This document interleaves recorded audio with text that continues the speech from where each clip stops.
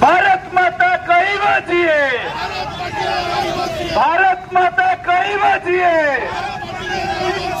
वंदे मातरम कई बजिए।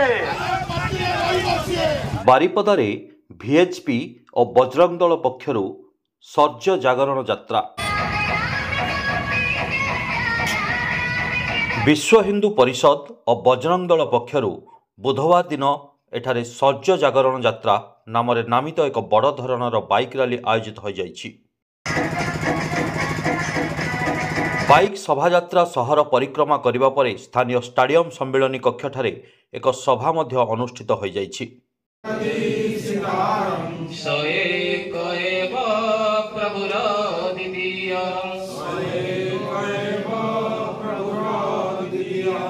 VHP जिला सभापति नरेंद्र सिंह, जिला संपादक दयानिधि दास, वरिष्ठ नेता कवि विष्णु शतपथी, जिला सह संपादक मोहन गिरी, बजरंग दल जिला संयोजक विश्वजित राणा तथा कल्प रायबाबू, देवाशीष दास, सौम्यरंजन मिश्र, अमित नायक, सपन घोष, संजय कुमार राम, वासुदेव पंडा और दीपक पाणिग्राही नेतृत्व में एक विशाल मोटरसाइकेल शोभायात्रा शहर परिक्रमा करी स्थानीय छौपड़िया निकटरे पहुँचवा पर सेठारे महाराजा प्रवीण चंद्र भंजदेव, महाराणी रश्मि राज्यलक्ष्मी भंजदेव, साधु नीलांबर दास महाराज, स्वामी प्रीतिसागर दास महाराज और दिवाकर त्रिपाठी प्रमुखों उपस्थिति रे एक साधारण सभा अनुष्ठित होइतिला।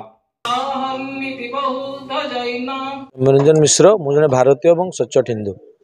देखंतु महाभारत हो रामायण हो आम विभिन्न इतिहास को आम परंपरा को जो पढ़े जो आम बाल हनुमान कथा मन पड़े हनुमान जो आम समुद्र लंघन करुले से सी भितर कौन शक्ति अच्छी कौन सामर्थ्य अच्छी सी भी भूली जाते तो भी मन पकईदेवाई जाम्बवान मन पकईदे जहाँफल कि सता समुद्र लंफ मारी से सीता पाखे पहुँचिकी रावण कबल मुक्ति कराइला।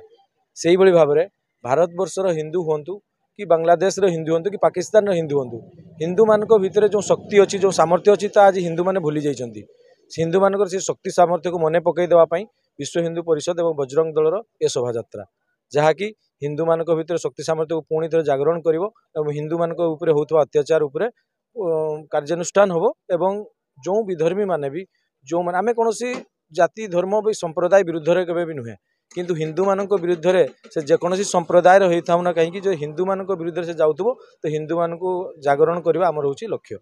यह शोभायात्रा और सभा कार्यक्रम में VHP और बजरंग दलर शताधिक कर्मी सामिल होते। Bureau report, spotlight India.